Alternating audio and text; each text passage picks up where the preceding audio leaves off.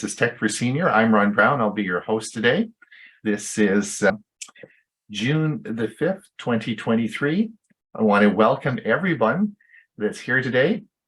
Thank you for coming. It's your energy that keeps the show going. I want to welcome our guests. If you're over on YouTube watching this, because we stream it out to YouTube, thank you for watching. If you're watching this as a YouTube short, just click the link and it'll take you right to the show.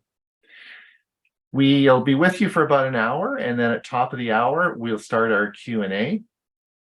Following our Q&A, we have a video for you called a premiere video, and we'll talk about that in a minute.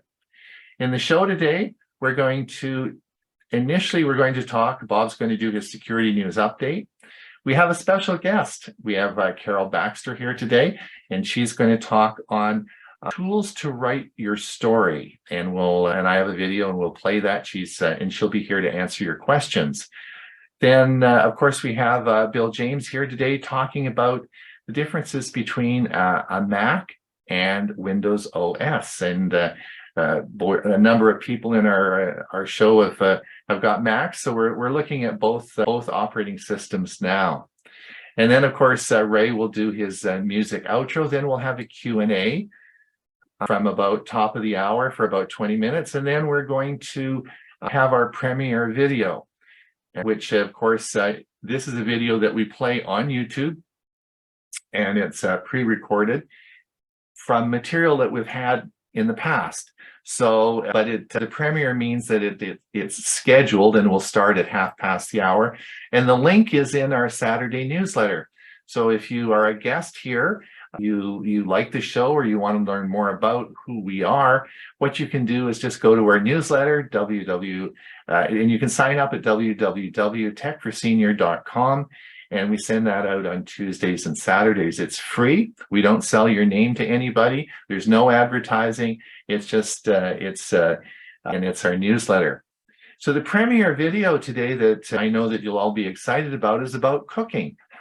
It's not about technology. It's about cooking. And I'm going to talk about all the cooking channels that I watch. So this is, it's all about cooking. And then Huey is going to talk about a taste atlas. So he's going to talk about one of his websites of the week, and this is about cooking as well. And then Bob's going to tell you how to make music while you're cooking, so you can actually make your own music up as you're cooking. So the premiere video today will be all about, so all you budding cooks and everybody that's interested in that, then you can certainly come along and have a good time, and that will be at 1/2 the hour. And I'll be putting the link in the chat as we go through the show. Now, just to bring up the Saturday newsletter, I wanted to let everybody know, for those of you who have brought guests today, thank you so much for bringing them. We have, of course, a contest on, and some lucky person who brought a guest today will be able to win $25. And you're going to say, well, how do we enter the contest? Well, the details, of course, were in the Saturday newsletter. You have to read the Saturday letter to find out how to do that. And so then you'll be able to enter it in, and about 7 p.m. my time locally here this evening, I'm going to take the names and put them in a hat, and my very honest wife is going to draw one of those out, and I'll be announcing that in the newsletter tomorrow on who won the gift certificate. And that, of course, is an Amazon gift certificate, and I'll be sending that out to the email address that you use to enter the contest. For those of you also who read the Saturday newsletter, I put in my favorite YouTube channel of the week. And the channel of last week, the channel was on Linus Tech Tips. And for those of you who don't know what that channel is, the channel is in our Saturday newsletter. But I thought it was quite interesting because in 2008, they started the channel, and it's about technology and tech tips, a lot like Tech for Senior, I guess. And they started and grew and grew and grew, and they now have 15.8 million subscribers. And so the head of the group decided to step down. They have a big staff and a lot of people contributing over the whole world to make this channel so big and successful. And he said that he's stepping down, and he had a solid offer, which he had to give to their board of directors and their offer for buying the channel was for $100 million. And they decided to decline that and continue on with what they're doing because they like it so much. So it's called Linus Tech Tips, and I put the link in they produce about 30 or 40 videos a week on technology. So they're doing a pretty big job of it. So if you are interested in technology, have a look at that. And it's a very interesting site. Don't forget that we also have a show on Thursday. The show is, of course, Tech for Senior Live, and that's where the gang gets together the week. And this is broadcast on YouTube or Facebook. Just waiting for my internet to come back there. So it's broadcast out either onto YouTube or Facebook. And it's, again, you'll find the link to the show on our website, www.techforsenior.com. Now, let me introduce everybody while we're here. I'm just going to remove my spotlight here and come back here. And I'd like to introduce, of course, my co-host today, ℍ𝕖𝕕𝕠𝕟, who we alternate back and forth in hosting the event. ℍ𝕖𝕕, how's your week going?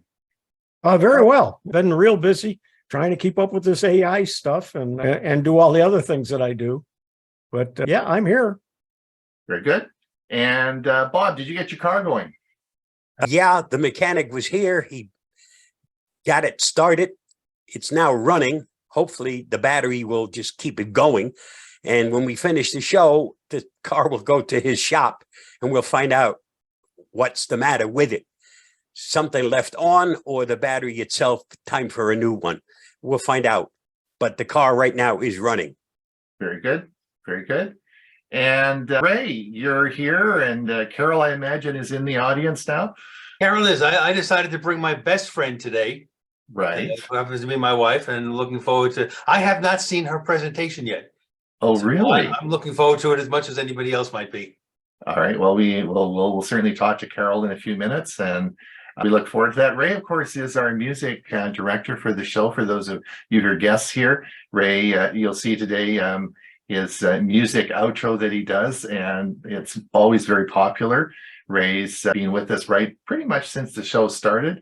And so we have a lot of fun with his music. He's always got some toe tapping music for us, right, Ray? I try. It's the hardest part, as I said before, is pleasing everybody all the time. So I think you do a pretty good job. I think you do a pretty good job. And Bill James, unmute yourself. You're talking today, I think, aren't you? I am. And you're on the dark side now. You're going to a Mac. You're leaving the real world and going over into the Mac world. Is that right?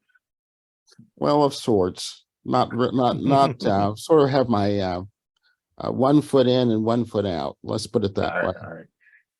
Well, we look forward to learning. Everyone finds presentation interesting. Very good.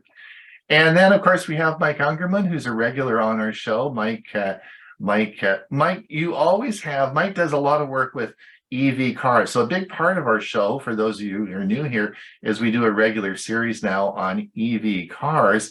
And Mike also does solar electricity on his roof. He's always sitting with his car outside, and he's sitting in front of the car smiling because the solar panels are filling the car up, so he doesn't have to buy gas, right? So where's the car? What's with this? Actually, it's parked out on the street because I have another car, which is a gas car. Oh. It's a Corvette. I took the Corvette out for a car show over the weekend, and I forgot to bring it back up and put my Kia next to the charging facilities and charge it. I see. All right. Okay, because you're always sitting there in front of the car and you're always smiling, and so that was I was wondering what was happening. All right, well, we look forward. You actually will probably in another few weeks have another EV session for us, won't you? Yes, sir. We'll be talking the third in a series on charging. This time, the apps that help to support charging. Excellent. Okay, that sounds great. All right, we're going to move on now. Bob's going to do his security news update, and then we will get on with the show. Bob, Take it away.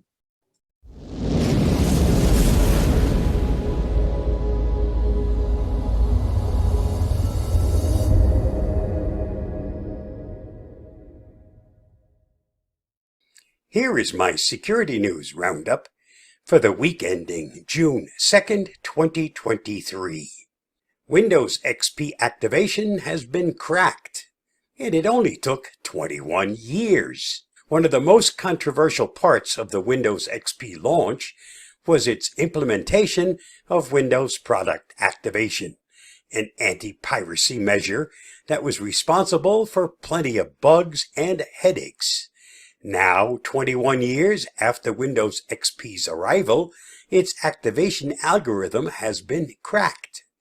As reported by the Register, a blog post on Tiny Apps titled Windows XP Activation Game Over gives a brief history of attempts to crack the operating system's activation process. Then it provides a hash for xpactivate32.exe, a program that lets you generate proper keys for offline Windows XP activation. Read more at reviewgeek.com. Don't click that zip file. Phishers weaponize .zip domains to trick victims. A new phishing technique called File Archiver in the browser can be leveraged to emulate a file archiver software in a web browser when a victim visits a .zip domain. With the phishing attack, you simulate a file archiver software, such as WinRAR, in the browser and use a .zip domain to make it appear more legitimate. Security researcher Mr. Docs disclosed last week threat actors, in a nutshell, could create a realistic-looking phishing landing page using HTML and CSS to mimic legitimate file archive software and host it on a .zip domain, thus elevating social engineering campaigns. Read more at thehackernews.com. Amazon to pay over $30 million to FTC settlements over Ring Alexa privacy violations. Amazon will pay the Federal Trade Commission more than $30 million to settle allegations of privacy lapses in its Alexa and Ring divisions. Amazon will pay the Federal Trade Commission more than $30 million to settle allegations for privacy lapses in its Alexa and Ring divisions, according to filings on Wednesday. The agency filed a lawsuit alleging Amazon's Ring doorbell unit violated a portion of the FTC Act that prohibits unfair or deceptive business practices, which Amazon settled by agreeing to pay $5.8 million.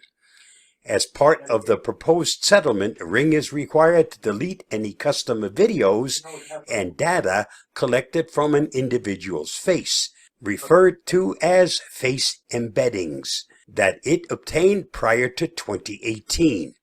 It must also delete any work products it derived from those videos. Read more at cnbc.com. Toyota's new data breach affects 260,000 car owners. It's been a wild few weeks for Toyota owners. If you happen to own a Toyota, you might want to keep reading, as the company has identified a data breach that affects hundreds of thousands of owners. The newly discovered exposed data includes in-vehicle device identifiers and mapping data shown on car navigation systems in Japan, as well as customer names and addresses for some cars sold in other countries. Customers who purchased Toyota vehicles as early as December 2007 may be affected if their data was exposed between February 2015 and May 2023. Read more at howtogeek.com. Kaspersky says attackers hacked staff iPhones with unknown malware. The Russian cybersecurity company Kaspersky said that hackers working for a government targeted several dozen employees' iPhones with unknown malware. On Thursday, Kaspersky announced the alleged cyber attack and published a technical report analyzing it, where the company admitted its analysis is not yet complete. The company said that the hackers, who at this point are unknown, delivered the malware with a zero-click exploit via an iMessage attachment, and that all the events happened within a 1 to 3 minute time frame. Read more at TechCrunch.com. Avast detects new threats on the Chrome Web Store. Avast discovered 32 malicious extensions with a whopping 75 million combined installs that were available on the Chrome Web Store.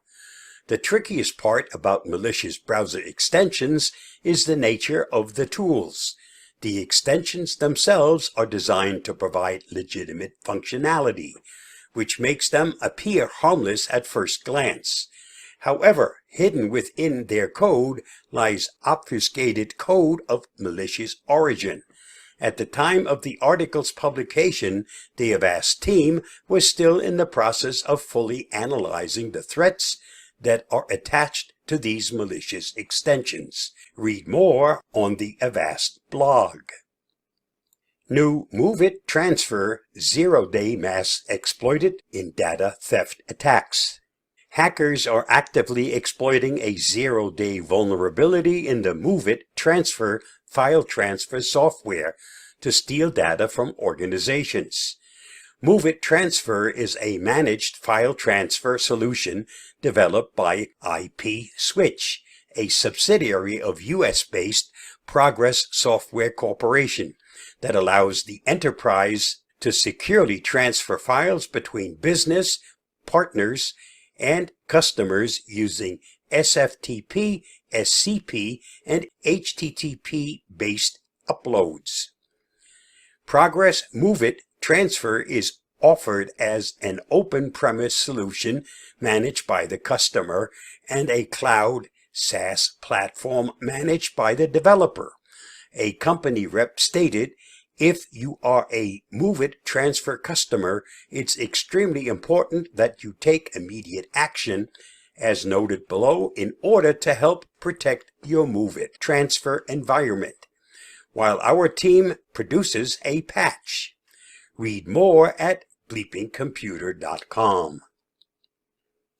This week's must-see on my YouTube channel. Grocery prices are higher than ever, and it's making shopping stressful. Here are some tips that can help you save money. Please watch my video on that topic at the link listed. Did you know? The original name for the search engine Google was Backrub. It was renamed Google after the Google, which is the number 1 followed by 100 zeros.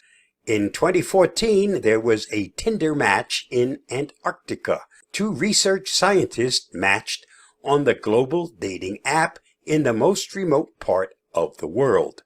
A man working at the United States station and a woman camping a 45-minute helicopter ride away. I also met my wife on the ice, but not in Antarctica.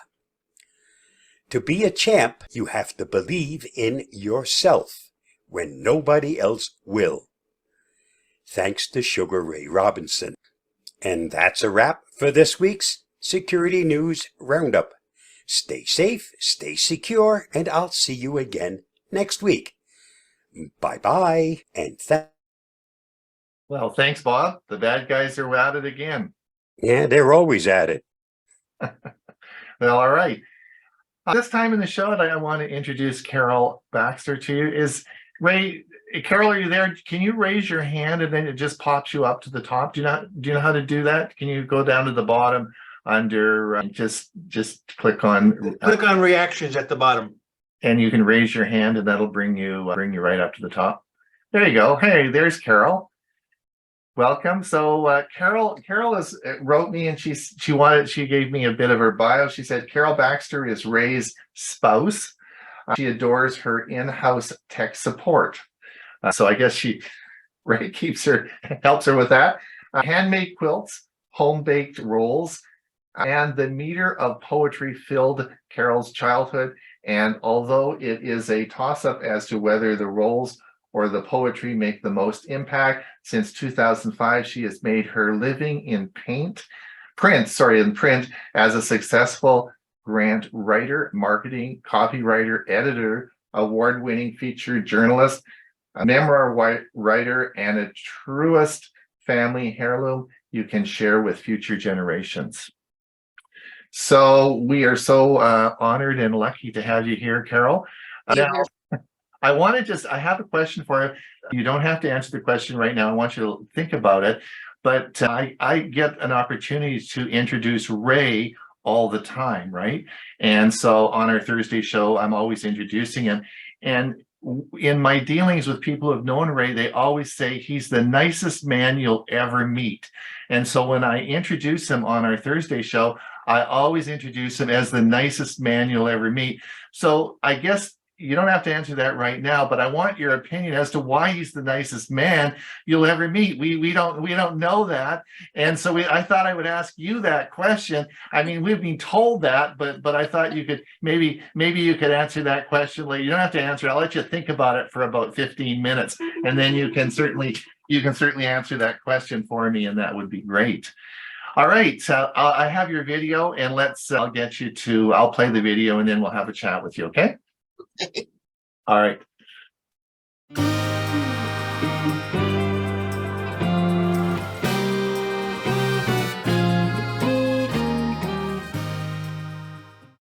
Hi, I'm Carol Baxter, and I am here to share with you some tools to write your life story or a loved one's.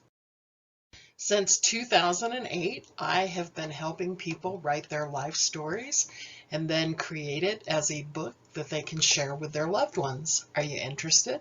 Let's begin. What's involved in writing a life story or a memoir for someone else? You need a desire to do it. Only you can tell your story exactly as you wish. As George Carlin said, you've got to wanna. You need a vision. Who is your audience and what do you want to say to them? You need the time to do it. Set aside a consistent schedule to write, or trust me, it just doesn't happen. You need a deadline, perhaps. That's my ultimate inspiration. If it works for you, then set one.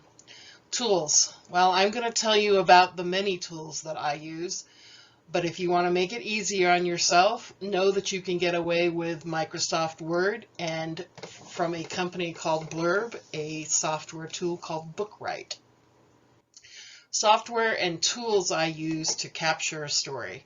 Handheld recorder, $15-20 on Amazon. When you're interviewing by phone, there really is no way to record that conversation unless you put your phone on speaker and have a handheld recorder turned on. I like Zoom an awful lot. I think you have eye contact with Zoom. It builds trust. You can record to the cloud or a computer, and for me, it makes it easier if I'm coaching a student.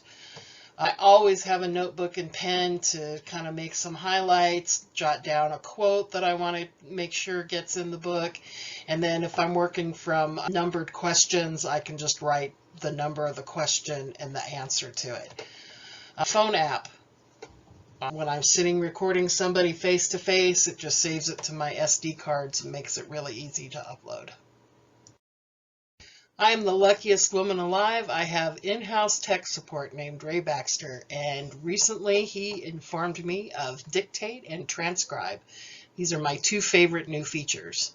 So we're going to talk about Transcribe first. You get it by clicking below the Dictate arrow. Now you can import those recordings of yourself or your loved one, and their words are rendered into a Word document. This is machine transcription. It takes about 15 minutes for the system to transcribe a 90-minute interview. You have a choice of whether or not to use timestamps. I like timestamps when it's a long recording and I might have to go back and double check what somebody said. You will still have plenty of editing to do because guess what? People just don't speak the way they want to be read in a book. So my suggestion is that you have a second Word document that you use to create the story, cutting and pasting over from that transcribed one. I have dual screens that make this really easy. I think it would be a little tougher on one screen, but you can do it. The alternates to Microsoft Word are rev.com and scrivy.com. They both do machine transcription for 10 to about 25 cents a word, significantly more, like 10 times more for human transcription. Transcribe is right under dictate. It wants to upload an audio. This is about 20 minutes. It'll take about 3 minutes for it to render. As you can see, Transcribe does a pretty good job with the speakers and the timestamps. Rev and Scrivy that you pay for do a slightly better job, but again, you pay for them and this is free. When you go to add it to the document, you have lots of choices, just text, with speakers, with timestamps, or with speakers and timestamps. So I'm just going to kind of scroll up from the bottom. This is speakers and timestamps. This is just timestamps. This is just speakers, which I actually sort of like a little bit better because this is a short one and it moves the speaker 2 into a more condensed version. And this is just text. Anyway, so you have lots of choices. When you go to save it, you just go up to File and save it where and how you want it saved. Microsoft Word's dictate feature is a beautiful thing, particularly if you have, like I do, my mother's handwritten life story. It's much faster for me to read that out and have Word render it than to sit and look at her handwriting and type it out. There is a learning curve to use the commands, period, comma, full stop, question mark, things like that. But it works pretty good. I've included a link for them, and I confess I'm not good at this yet, but here's an example. This is Microsoft Dictate. It shows right here in the ribbon. You just click on it to dictate. My papa ate stinky cheeses that I could barely pronounce, let alone spell, comma, Limburger, comma, Camembert, comma, and blue, period. I don't know where he'd have bought specialty cheeses in Mesa, comma, Arizona, comma, nor how our food budget would have stretched to include such delicacies in the early 1970s, comma, but I think he must have discovered a love for cheese in Europe during his World War II service, period. So you can see as it was typing Europe and World War II was not capitalized, but it went back in and did that. There's lots of commands you can use to change paragraphs and what have you. I invite you to play with it. Ernest Hemingway famously said, write drunk, edit sober. I definitely agree with the second part of that. Editing will set your book up for success. It only improves your story. It makes you feel good about sharing your story. Your readers will appreciate not stumbling over an extra word, a missing letter, or bad punctuation. And editing your story increases your chance that the reader will finish it. And you always want your reader to finish your book, right? Microsoft Word Style Editor is a wonderful thing. There are 3 different modes to it, but casual and professional are the 2 that I generally take a look at when I'm working with fiction or memoir writing. I use spelling, grammar, clarity, conciseness, punctuation, conventions, and vocabulary. The scores you see here are for about a 38,000 word document that has not been edited yet. In order to pull this up in Microsoft Word, it's under the Edit tab, and then each time you click on one of these, whether casual writing, you click the down arrow, it'll give you suggestions within the document that you can choose to ignore or change as you wish. Inclusiveness is probably the only thing that I'm not super fond of as far as an editing tool. For instance, my client said I was gangly and a tomboy, much to my mother's dismay. You as the writer are the person who decides what words to use, and it is a memoir, so in my humble opinion, you might want to capture how the person speaks and the time they lived it. Once you've written and given your story the once-over, you might be wondering what's next. Well, I can recommend a couple of things. You can either DIY edit it yourself, because all those little AI edits in Word are only going to take you so far. If you're going to do that, I recommend you print out your story, you edit it again, and you're going to catch things on that printed page that you will never ever catch on the computer screen. You might even want to read it in reverse, just because that slows you down reading it. And by reading it in reverse, I don't mean the last sentence to the first sentence. I'm talking about kind of the last chapter to the first chapter. Reading it aloud will help you catch other things that you may want to make corrections on. Repeat these as necessary until you're satisfied. Your other option is, of course, to send your manuscript to a professional editor. That might be just for, you want it done for grammatical errors checking, or you might want it copy edited for continuity and missing things. If you're going to write fiction, I highly recommend you get an edition of the Chicago Manual of Style. I'm currently using the online version, but I do have version 17 in book form. Sometimes that's faster to refer to than looking it up online. I also use a software called Perfect It because it integrates with Chicago Manual of Style. It handles abbreviations and makes them consistent. Same for capitalization. I can create a house style if I'm writing a book and I want it just a certain way. It works for hyphens and dashes. It's consistent with the prefixers, numbers, factions, directions, things like that. It catches spelling errors that are from and when it should be form, and I really like that because I've become a bit of a dyslexic typist. These are my two favorite go-to programs when I'm doing a deep edit. So you want to include photos in your memoir. Great. I am a big believer that there should be photos in it.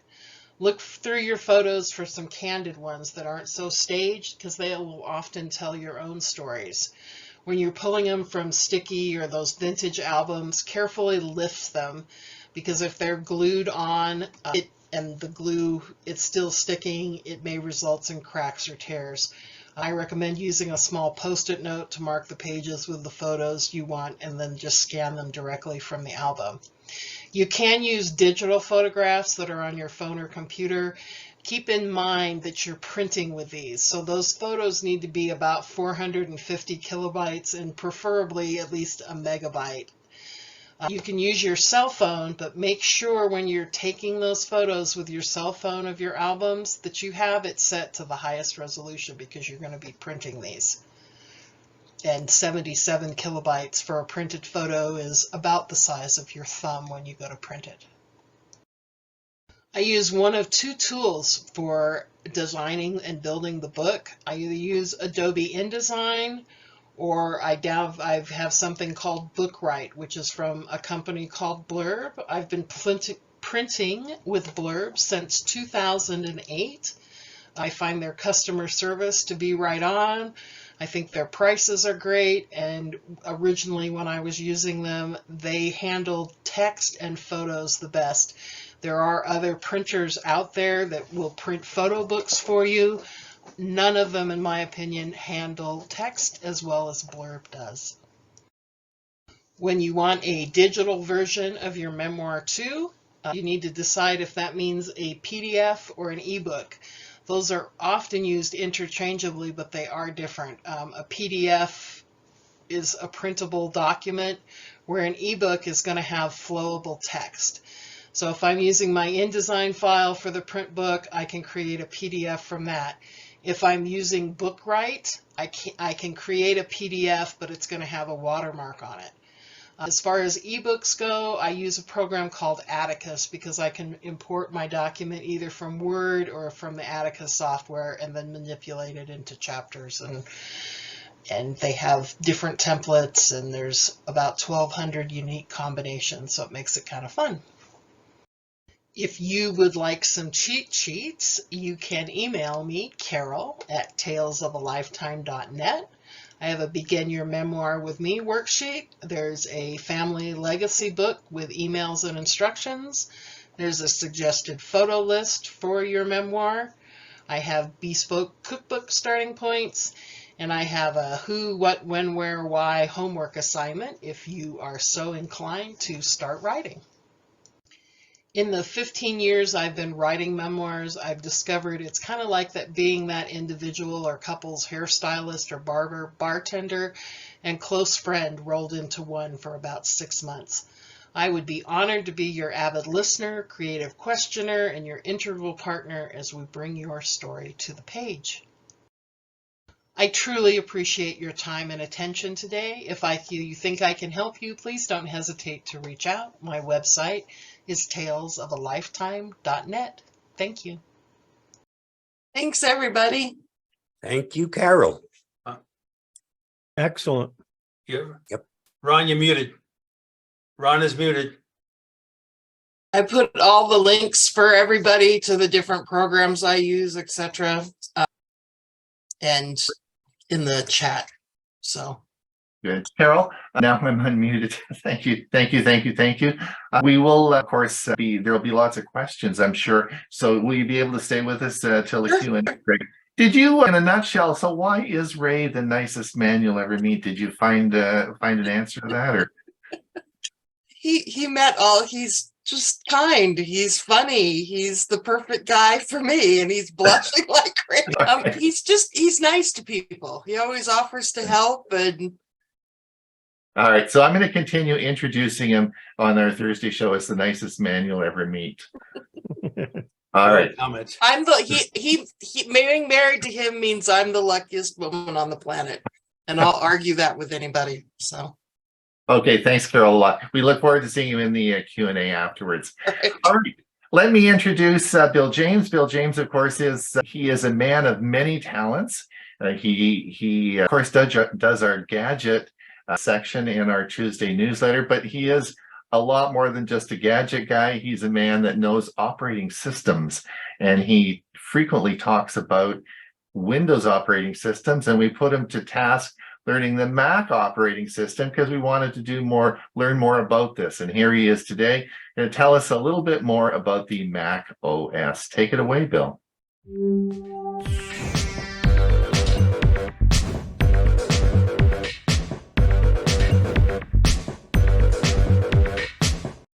Windows and Mac OS, bridging the gap, exploring similarities and shared features. When it comes to computer operating systems, Windows and Mac OS have long been seen as rivals, each with its own unique features and design. However, amidst their differences, there are intriguing similarities that are worth exploring. Apple and Microsoft have a long history of competition in the technology industry. The rivalry between the two companies date back to the early days of personal computing. Despite their distinct interfaces and underlying architectures, Windows and Mac OS share common ground in terms of functionality and user experience. In the 1980s, Apple and Microsoft were competitors in the emerging market for personal computers. Apple's co-founder Steve Jobs and Microsoft's co-founder Bill Gates were both key figures in shaping the industry. At that time, Apple's Macintosh computers were known for their user-friendly interface and innovative design, while Microsoft focused on software development, particularly the MS-DOS operating system. The competition between Apple and Microsoft intensified when Microsoft released a graphical user interface similar to that of the Macintosh in the 90s. That led to legal disputes between the two companies over copyright infringement. The lawsuits lasted for several years, with Apple claiming that Microsoft copied elements of its operating system. Throughout the 1990s and early 2000s, Apple struggled financially and Microsoft dominated the market with its Windows operating system. However, Apple made a significant turnaround with the introduction of the iMac, followed by the iPad, iPhone, and iPad. I said iPod, iPhone, and iPad, which propelled the company's success. In recent years, Apple and Microsoft have both diversified their products portfolio and expanded into various areas of technology, including smartphones, tablets, and cloud services. While they are still competitors in certain sectors, the nature of their competition has evolved, and they also collaborate on various projects.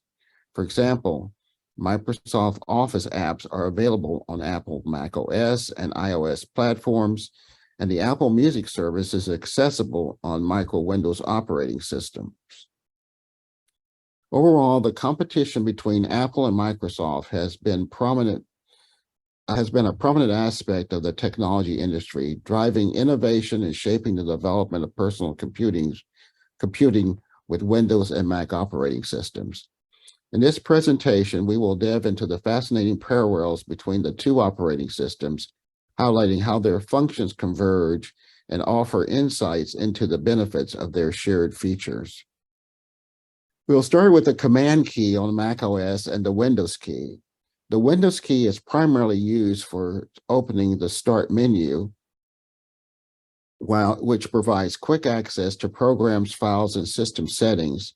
It also plays a role in the various Windows-specific keyboard shortcuts. On the other hand, the Command key on the Mac acts as a modifier key, similar to the Control key on Windows. It is commonly used in combination with other keys to perform various actions and keyboard shortcuts within applications. Looking at the keyboard symbols and placement, on the Mac, the Command key is represented by this little squiggly star symbol, and is typically located on either the side of the space bar on Apple keyboards. In Windows, the Windows key is usually labeled with the Windows logo and is typically located between the Control and Alt key on the Windows keyboard.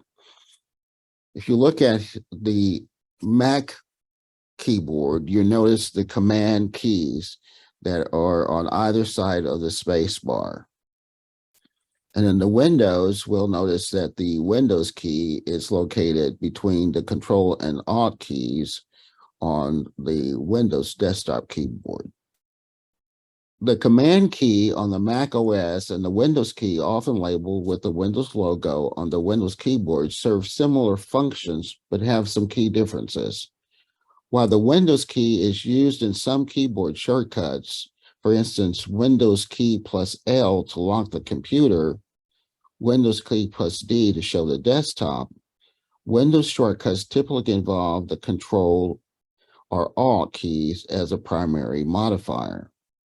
In the Mac OS, the Command key is frequently used to execute system-level commands, such as Command plus Q to quit an application, Command plus S to save a file, and Command plus space to open the Spotlight search.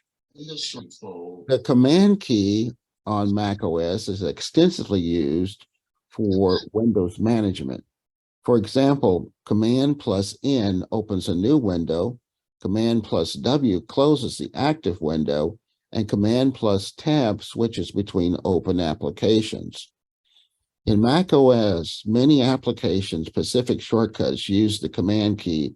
For instance, new browser tab in the Mac OS, Command plus T. Windows, it is Control plus T. So you can see where the correlation is. It's something interesting to note that Macs do not support touchscreens. So learning the shortcuts is something that you might want to learn because you're going to be tied to the keyboard or to the mouse. You can Google for a complete list of the Mac OS shortcuts versus Windows shortcuts.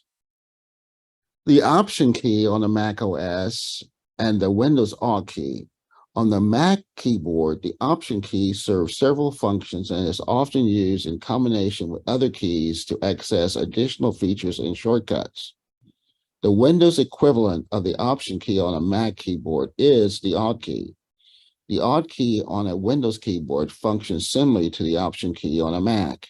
It can be used for entering special characters accessing alternate menu options, and a modifier key for various shortcuts. The option key is represented by this symbol, which is kind of a line which looks like an L below, and is typically located on either side, left and right, of the command key on Apple keyboards.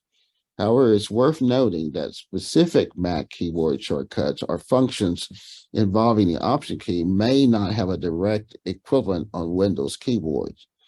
And here is a keyboard that shows the option keys. So if we want to talk about some additional similarities and shared features, while Mac OS and Windows have different keyboard shortcuts by default, there are some shortcuts that have similar functions or perform similar actions on both operating systems. For example, copy. Windows uses Control+C to copy selected files or text, while in the Mac uses Command+C for the same purpose. The paste option, Windows uses Control+V to paste copied text or files, while the Mac uses Command+V for the same action. To undo, Windows uses Control+Z to undo the previous action, while the Mac OS uses Command+Z for the same thing. If you want to select all, in Windows, you use a Control+A. In the Mac, you use Command+A for the same function. The cut function, you use Control+X to select text and files, while on the Mac, you use Command+X for the same action. To print on Windows, in Windows, you use Control+P to cut selected files or to select text or files, while in Mac, you use the Command+P for the same action. To save a document, in Windows, you use Control+S. In the Mac, you use Command+X for the same action. These are only a few instances of keyboard shortcuts that work similarly under Windows and Mac OS. It's important to remember that each operating system has a variety of additional keyboard shortcuts. Functions in Mac OS that are identical to those in Windows. There are several functions in the Mac OS that are identical. For instance, the File Explorer Finder in a Mac, both Windows and Mac OS have a file management system that allows you to navigate through files and folders, search for specific items, and perform actions such as copying, moving, and deleting files. The word processors in both operating systems offer word processing software. Windows has Microsoft Word, while Mac OS has Pages. The applications have similar features for creating, editing, and formatting text documents. The big difference between the Mac and Windows is that within the Mac, the word processing software is included in the operating system, where in the Windows, it is a feature you have to purchase, although there are a couple built-in word processors called WordPad, which would be the equivalent of Pages. In the email client area, Windows has Microsoft Outlook, Mac uses Apple Mail. Both applications serve as email clients, allowing users to manage their email accounts and receive messages and organizes their inbox. Popular web browsers like Google Chrome, Mozilla Firefox, Microsoft Edge are available for both Windows and Macs. To clear your web browsing history, for instance, the shortcut for Windows is Control+Shift+Delete. In Mac, it is Command+Shift+Delete. Both systems offer multitasking, allowing users to run multiple applications simultaneously. Users can switch between different applications, arrange windows on the screen, work on multiple tasks at the same time. Both systems offer multiple desktops that allow you to run applications on different desktops. Users can switch between different desktops, arrange windows on the screen, and work on multiple tasks at the same time. There are numerous other applications that are compatible: Google Chrome, Mozilla Firefox, Microsoft Office, Adobe Photoshop, VLC Media Player, Dropbox, Google Drive, OneDrive. Both systems have calendars and calculators and other widgets that are available in their app stores and Microsoft stores that work similarly to the products that are also available in both operating systems. Also, Zoom, a popular team collaborative communication tool, works with both systems. I'm using Zoom here as I give this presentation. Slack is another popular team collaboration, Evernote, and of course, TurboTax. These are just a few cases that numerous other software programs that are cross-platform compatible with both Mac OS and Windows, enabling users to switch between operating systems while utilizing their chosen programs. So the best of both worlds as an alternative, whether you need to run Windows programs that don't have Mac versions, or you're making the switch between PC and a Mac and need to transfer your data or software, there's a software called Parallels Desktop for Macs that allows you to run Windows and Mac OS simultaneously on a Mac. You can run Windows on your Intel or Apple M series. It allows seamless copying and pasting. It is optimized for the latest Windows 11 and Mac OS Ventura operating systems. It is developed and tested across multiple OS in a virtual machine for the Mac. And it includes a toolbox, but over 40 one-touch tools for Mac and the PC. So in conclusion, while Windows and Mac OS may have their unique strengths and fan bases, it's important to realize the commonalities that exist beneath the surface. For the user interface to file management, internet browsing, productivity tools, and accessibility features, these two operating systems share more similarities than meet the eye. Whether you need to run Windows programs that don't have Mac versions, or you're making the switch from Mac to Mac, from PC to Mac, and need to transfer your data or software, you might consider Parallels Desktop for Mac, which allows you to run Windows and Mac OS simultaneously on your Mac. There are some key differences between the Command key on a Mac OS and the Windows key on a Windows keyboard.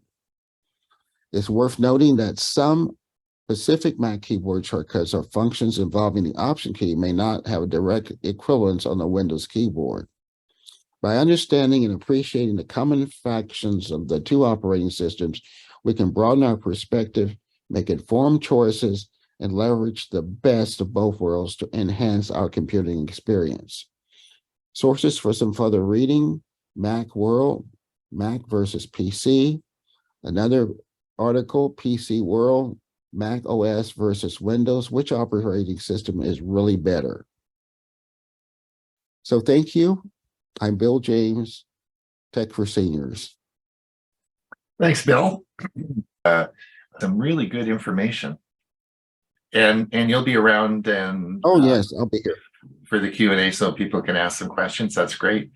Before I introduce the nicest man in the world, I want to just say goodbye to those over on our YouTube feed. Thank you for coming and thank you for watching. At this time, we're going to move into Ray's music outro, and that, of course, will just be broadcast on our own Zoom meeting. So if you want to pop over and ask Carol some questions or participate in the meeting, we still have lots of room over on our Zoom meeting. Pop over here and we'll just let you in. So I'm going to stop that. Ray, I guess you can take it away. I will, and you gotta stop with this nice business, because remember that expression, where do nice guys finish? All right. Our music director now will give the music outro of the show. There you go, Ray. How's that? Is that better? Perfect. Thank you. Okay.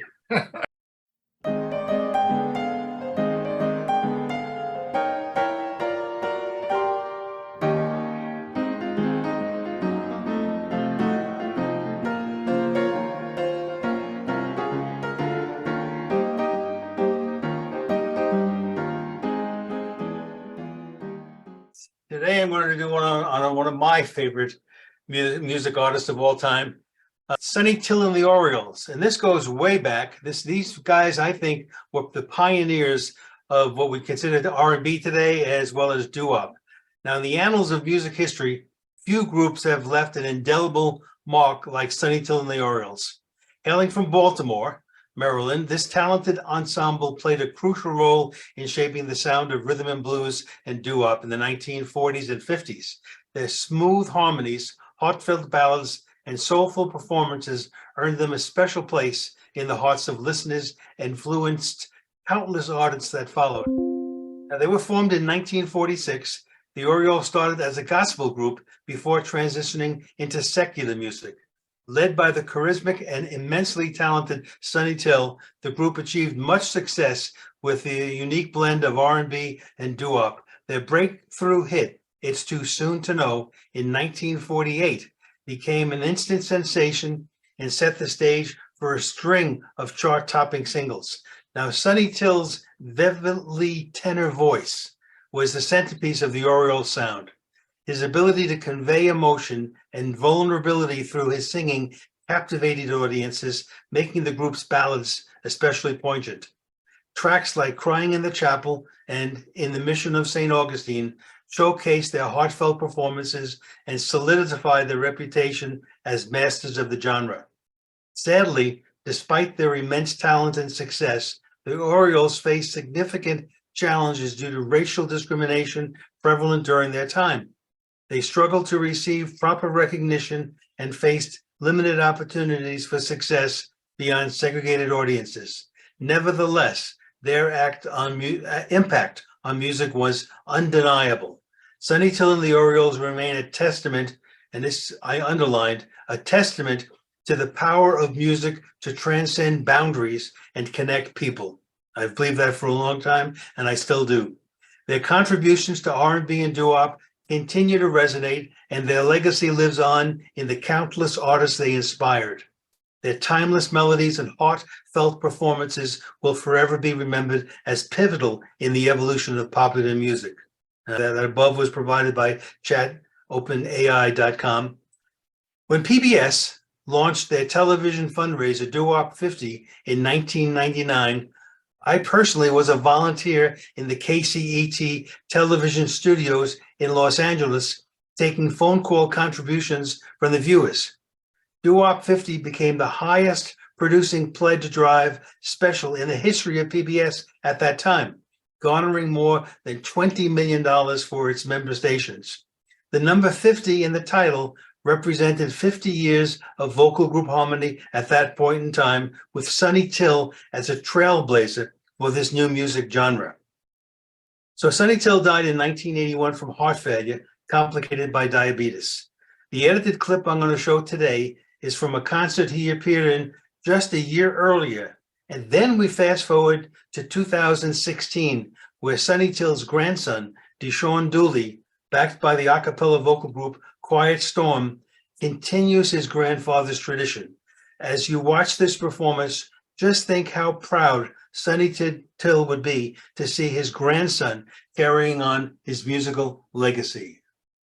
And of course, we'll provide links to both those complete videos in the chat box a little bit later. Thanks, Ray. And also it'll be in the newsletter on Tuesday, right? Yes, sir. Exactly. Well, that's a wrap. I guess it's top of the hour, another show. Thank you for everyone for coming. We're going to be moving into our Q&A now, and we will that'll be on for about 20 minutes. And then don't forget about the premiere video. I put that in the chat, and you'll be able to watch that at hour. And also don't forget about our other show that we have coming up on Thursday called Tech for Senior Live, and that's where the gang talks about all the news of the week. And that, of course, is broadcast to Zoom, or not through Zoom, but it goes to our YouTube page and our YouTube channel and Facebook. I want to thank Carol Baxter and, of course, Bill James for the work they did today. They put a lot of work into those two presentations. Thank you so much, everyone, for doing that. I want to thank everyone who brought a guest here. We might be able to we'll get you to introduce maybe some of those guests as part of our quick Q&A as well. We'll see how that all works out. And don't forget, if you want to win $25, just pull out that Saturday news edition and you'll find out how to win $25 and we'll be making the draw this evening, and it'll be announced tomorrow in the newsletter. So you could win $2,500. So, or $25. Well, that's going to blow the budget, and that will work out for you. All right. I see Greg has his hand up. Greg, I'm sure you have a question for Carol, right? No, it's for Bill James. Actually, it's Oh, a really? statement. I really appreciated that piece you did. Microsoft was found guilty, and I'm not sure of how much the jury awarded Apple. I think it was over $780 million. And they agreed to settle out of court, or to settle it down to $125 million. And they paid George W. Bush as lobbyist to get in there, and he made the statement publicly that said that that was too much money, that he was stepping in, and Microsoft owed Apple nothing. So isn't our system great with all of our lobbyists? All right. Thanks, Greg. Carol, I have a question for you. In your presentation, you talked about style editor in Microsoft. I'm assuming that's part of Word. Is that correct? That's the free part. That's a free part of Word. Is that correct? Yeah, it's a free part of Word. You just go on the ribbon to the edit tab, and it'll review your document for you. Oh, wow. I didn't know about that. In so many ways. I would have put it in there, but I was trying to keep my time down. Right. So I use Word, but I use it all of the fun functions it has, I use pretty sparingly, because I switched over to InDesign when I worked at the newspaper. So I kind of rely on Ray to tell me what's new. Right.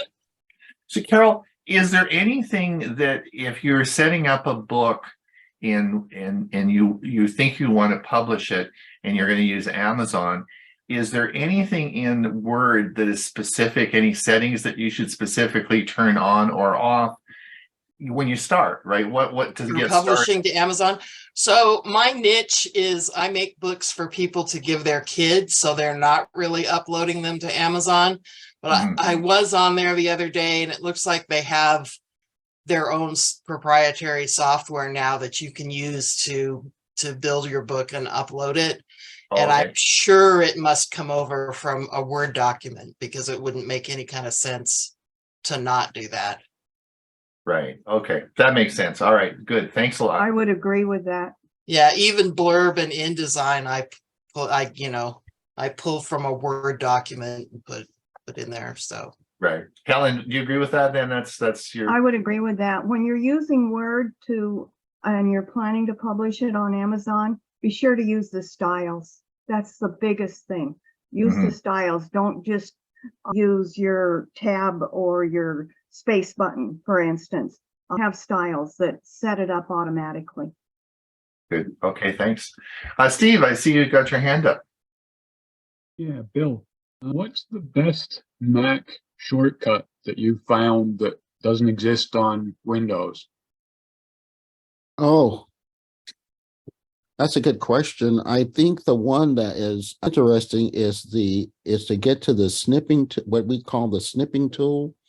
And it's actually somewhat similar, but it's Shift Command the number 5, and that brings up the snipping part where you can copy a picture or text or whatever. That's the one I found kind of interesting. But remember that Macs do not support any type of touchscreen. So I found myself at times touching the screen trying to do something like stretch, and that's not possible. So you have to kind of learn the shortcut keys in order to be able to do certain functions like zoom in and zoom out, those sort of things. So I don't know, specifically one that there would be quite a few that are, that are unique to Macs and not to Windows. Bill, also in the latest, it's either in the latest Windows version or the next one.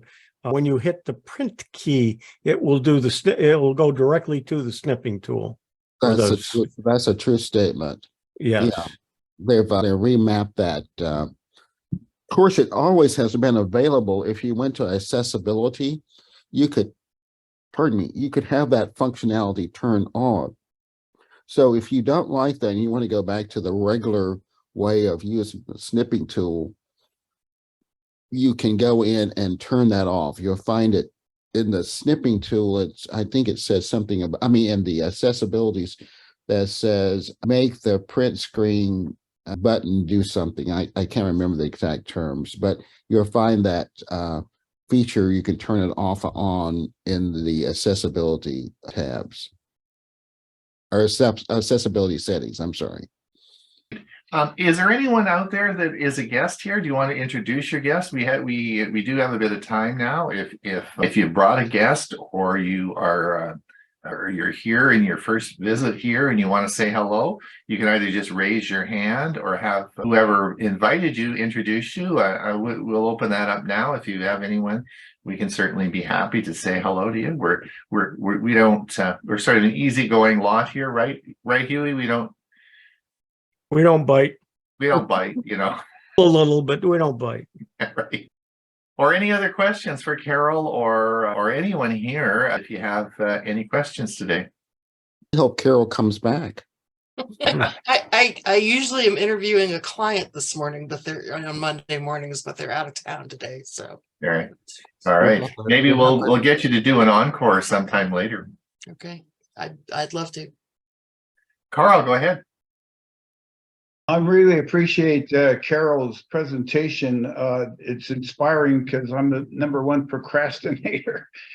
The thought I had was, if I were to do it I don't know how to organize it, but when thoughts come to mind, what I did when I was a child and then a young teenager and later on in life, and as things came to me, I would want to put them down in some sort of like chapters. But when I think of it, I'd like to add it. Maybe I would have 10 files on my computer, and each one with a not necessarily geographic, but geographic would be a subpart because I live in different parts of the country. But, would I create a file like ages, my ages from that I can remember? I would maybe create it just one file so you don't have to go jumping around. And then just even stream of consciousness, type away every day for 15 minutes and see where it takes you. And then when you've got, I don't know, maybe 10,000 words, and you'll get there quicker than you think. Then I would take that maybe and start breaking it into chapters. Or as you're typing, give it a heading with the year or the place you were at or something. So when you go back to it that you just jump to that part, you just click find and go to my teenage years and write about that.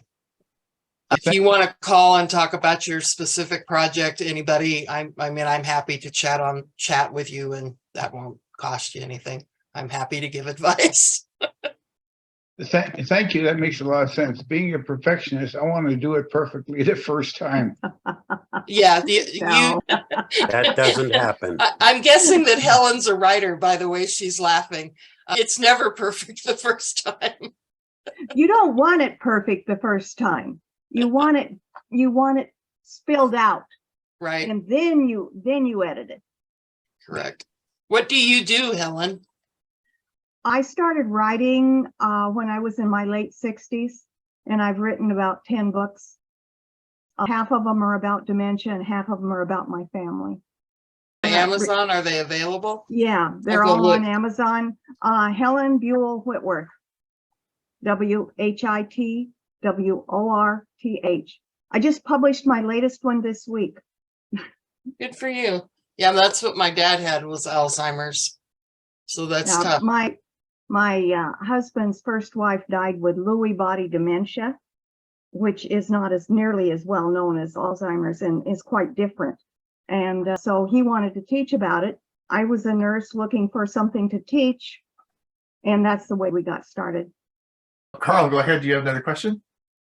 I want to compliment Bill James because I've never used Mac, and it was always, the ignorance and mystery of something gives you kind of negative attitude. And I want to say he erased that. And besides, I didn't know he was such a professional writer. I don't know his background, but that's about as professionally written piece I've seen on any here on Tech for Seniors. I have to confess, I'm a practitioner of ChatGPT. There we go. There you go. But I did go back, you have to be careful, as we pointed out before, is that you use it as a tool. It's not the end all. So you have to go in and make sure that what you have is correct. But the words themselves, to make it flow, I found it to be a lot better than my own writing. But anyway, that's. But Bill, I sort of got the impression from what you're saying so far is that the structure and function of Mac, whether you use Mac or Windows, is about the same. I mean, there's some differences, a little bit of difference in some of the menu design, but the concepts are still the same. So it's really not scary or such a big deal to go from one to the other. Is that sort of That is correct. You'll find the similarities, and you're soon. I mean, if you want to go start using a Mac, you'll find you'll start seeing the similarities between the two. And I jump back and forth. I still have my Windows machines. I have a Windows 10 and a Windows 11. And so I'm having to program my brain to use each one of those differently. Plus, I've gotten a Mac now. But the thing that I like is the exercise, is that it keeps my mental agility functioning. So I'm always up for the challenge. And it's kind of fun, to use something that's different. And you say, well, I wonder how I do that on this machine, and why can't I do it on the other machine? So it's just fun. It's part of my hobby. And as you said earlier, Bill, a lot of the programs you're using now work on both, so you can just use the same program. So it really doesn't make a big difference which one you're using. Exactly. Yeah, in my news of the week, the first item I mentioned was a crack for Windows XP. Now, I report the information. There was in the chat, someone asked me for the program itself or a link to the program. I'm sorry, a crack is a crack, whether it's for an operating system that's no longer used or a current one, but I don't provide that type of information. I'll give you the information that the crack exists, but if you're that interested and you really want it, you'll have to do your own research. Thank you so much. Well, we're just about time to wrap it up. I want to thank Carol Baxter for her great presentation today. I know you put a lot of work into that, and we do appreciate that. So thank you so much. I want to thank Bill James for the great work he did. I have a feeling both these speakers will be back in the not too distant future. I think that they did a great job. Let's give them a big round of and a big applause. That's great. Thanks so much. And don't forget, we have a show that's coming up this Thursday. Do drop in and listen. We have a lot of fun on our Thursday show. Also, don't forget, we'll be back next Monday. Yes, we'll be back again on Monday, and we have another great show for you. So until then, have a great day, and we'll see you all soon. Bye, everybody. Bye.